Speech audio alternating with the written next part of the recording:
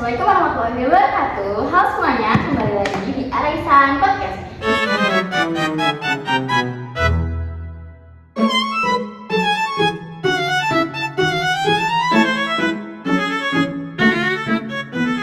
Bersama saya Raisa Azahra yang akan menemani kalian ngobrol-ngobrol santai tapi bermakna soal pendidikan anak usia dini.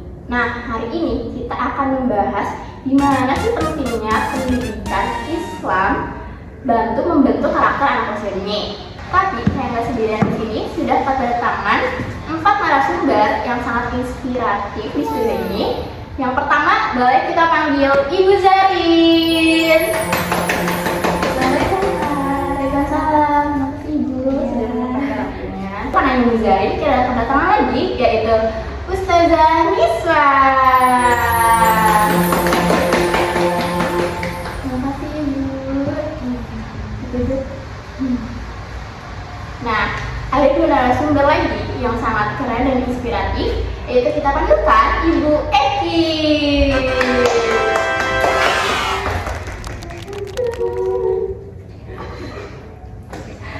Dan yang terakhir kita panggilkan kepada Ibu Nur.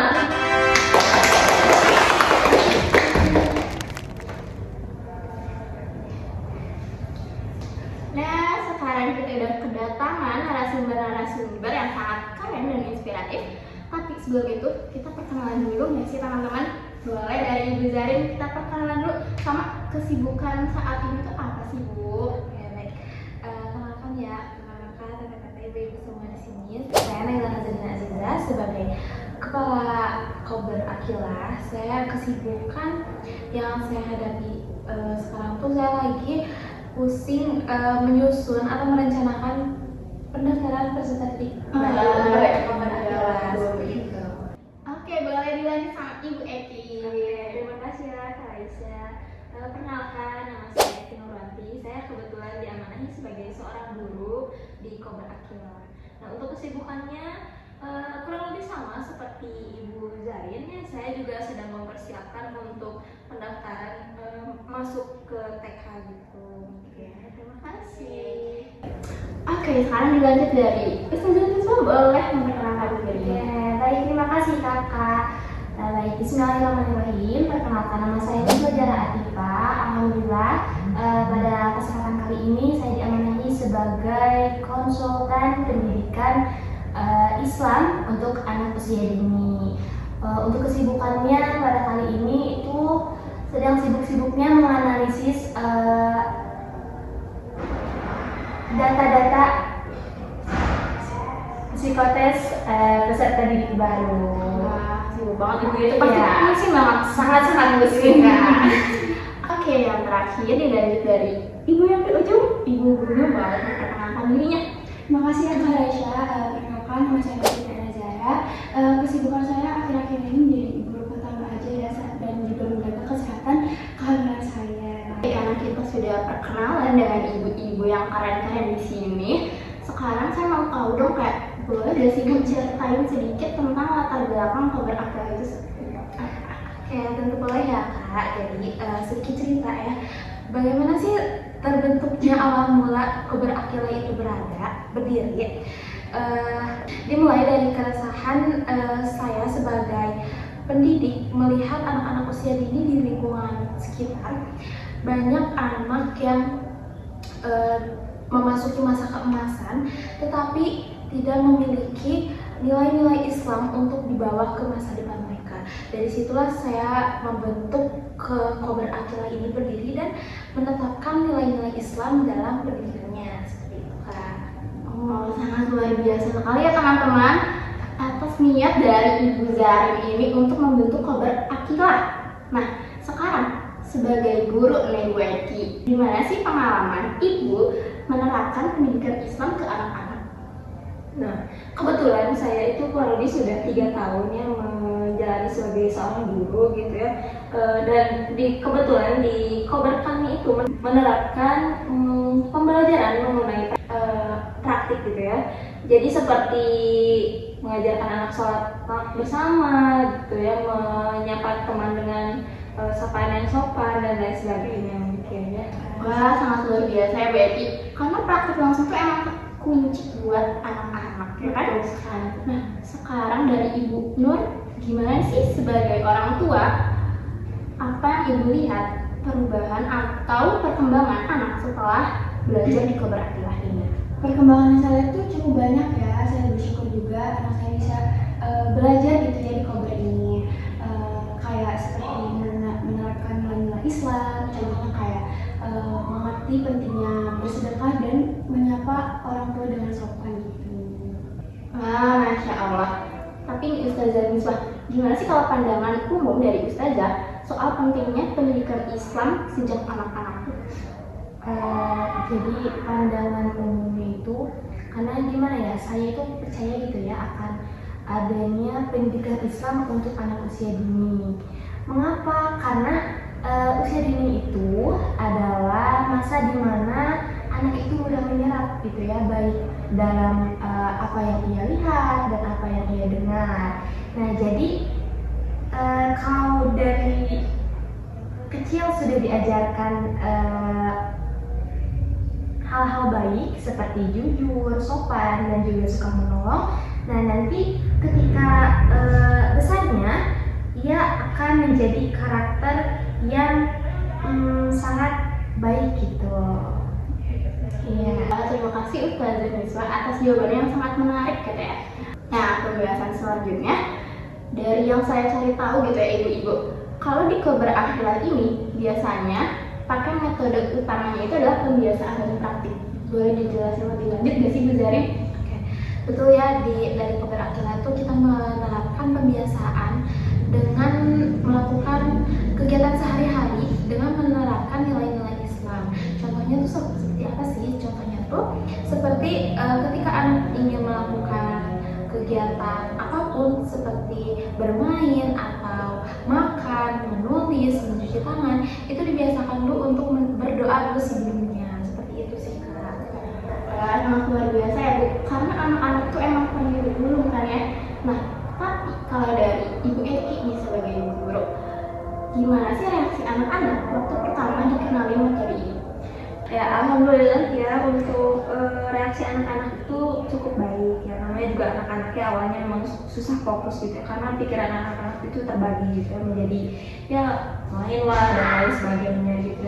Namun karena konsistenan dan juga kegiatan yang dibuatnya itu menarik dan juga komunikatif gitu ya, jadi anak-anak itu tertarik dan juga mau untuk belajar gitu.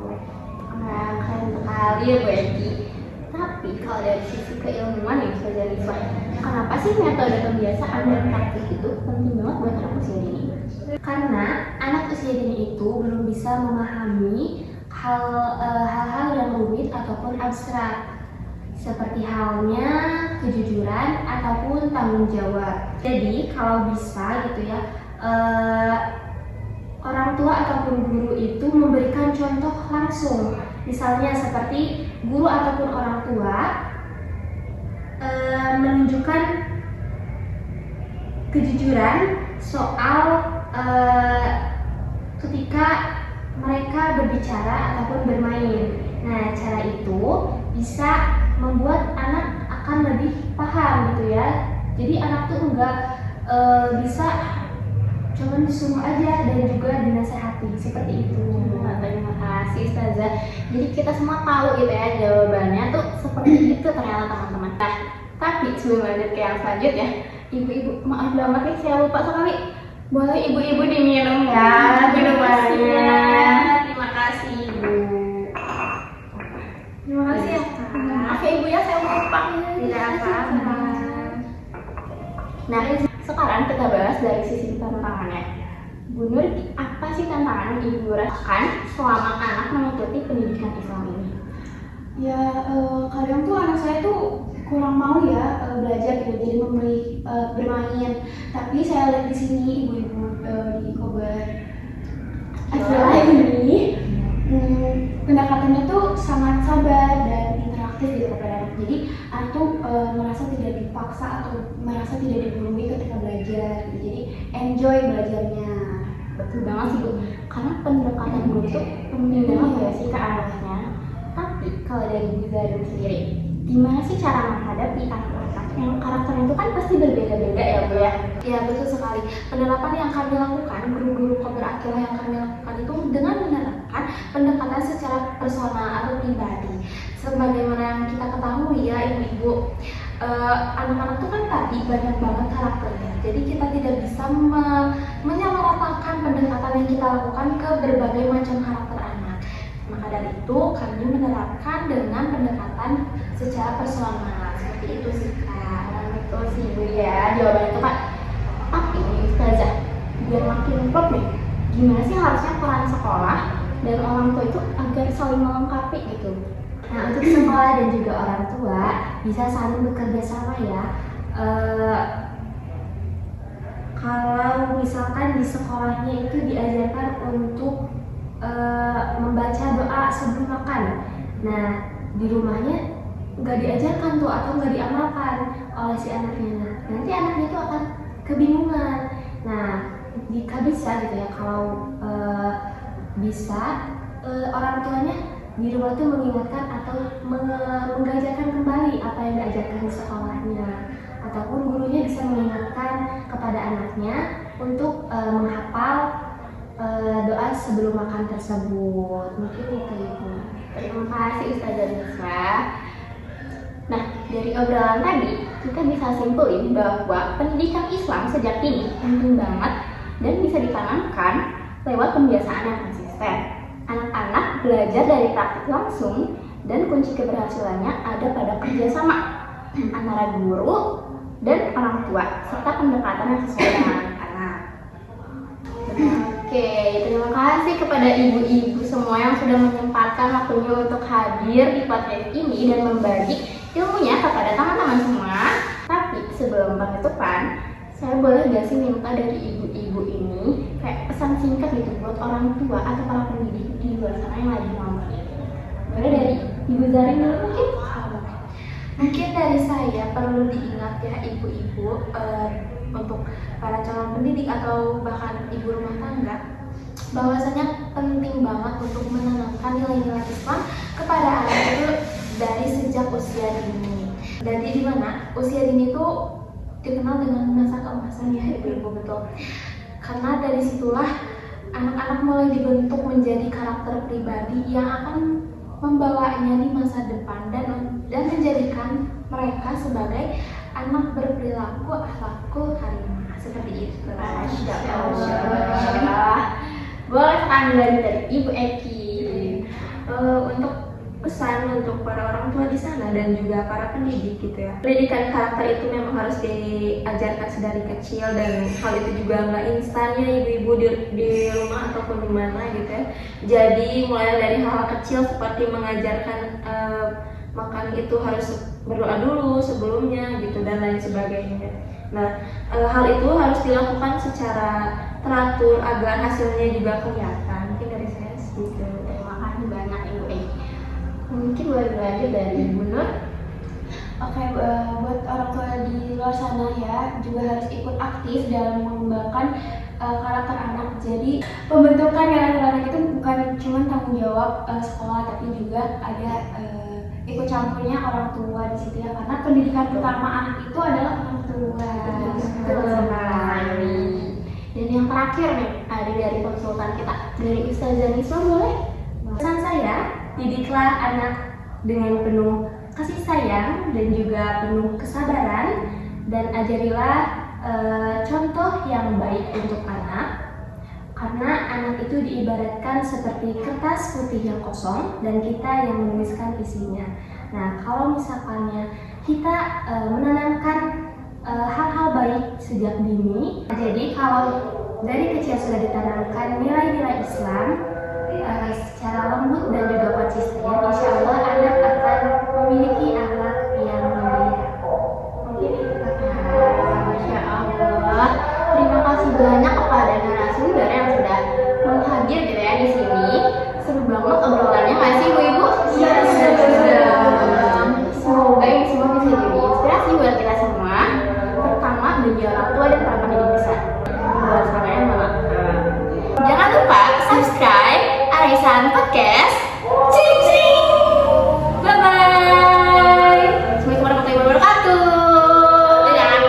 kasih.